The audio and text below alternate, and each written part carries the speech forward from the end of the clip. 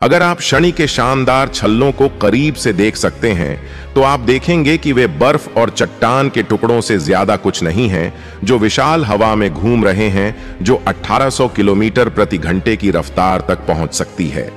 वे रेत के दाने से लेकर घर के आकार तक हो सकते हैं। ये छल्ले शनि को हमारे सौर मंडल के सबसे खूबसूरत ग्रहों में से एक बनाते हैं, लेकिन दुर्भाग्य से शनि अपने छल्ले तेजी से खो रहा है। ग्रह अगले 100 मिलियन वर्षों में अपनी पूरी रिंग संरचना खो देगा। हालांकि यह अनंत काल की तरह लग सकता है। यह ग्रह के 4 बिलियन वर्ष के इतिहास की तुलना में सिर्फ एक अंश है। लेकिन एक सवाल जो अक्सर हमारे दिमाग में आता है वह यह है कि केवल शनि के ही इतने प्रमुख छल्ले क्यों हैं? सौर मंडल के सभी ग्रहों में से हमने बेशक बृहस्पति, यूरेनस और नेपच्यून के चारों ओर रिंग सिस्टम खोजे हैं, लेकिन वे शनि के छल्लों की तुलना में बहुत ही मंद और महत्वहीन हैं।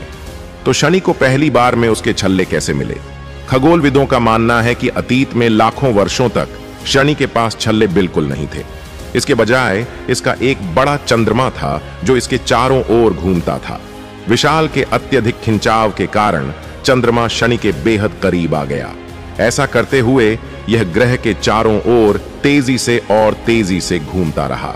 शनि के गुरुत्वाकर्षण खिंचाव और चंद्रमा की तेज गति के कारण चंद्रमा एक साथ 2 दिशाओं में खींच गया। आखिरकार चंद्रमा कई टुकड़ों में टूट गया और ये टुकड़े बर्फ और चट्टान से बनी एक चपटी डोनट के आकार की डिस्क में ग्रह के चारों ओर फैल गए।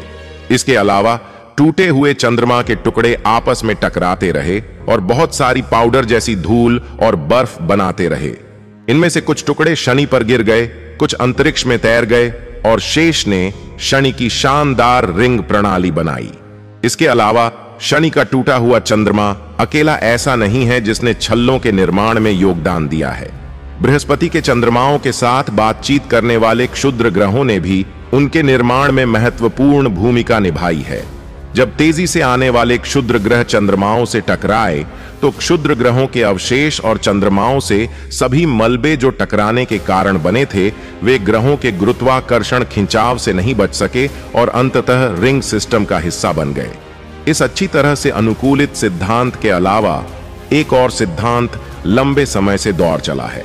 यह बताता है कि छल्लों की कुछ सामग्री पहले के समय से हो सकती है, जब सौर मंडल बन रहा था। संभवतः शनि बनते समय सभी सामग्रियों को नहीं जमा कर सका और यह वह सामग्री है जो तब से उसकी कक्षा में छल्लों के रूप में रही है। शनि की रिंग प्रणाली ग्रह से 232,000 किलोमीटर तक फैली हुई है, जिसमें मुख्य रिंगों में ऊर्ध्वाधर ऊंचाई लगभग 10 मीटर होती है।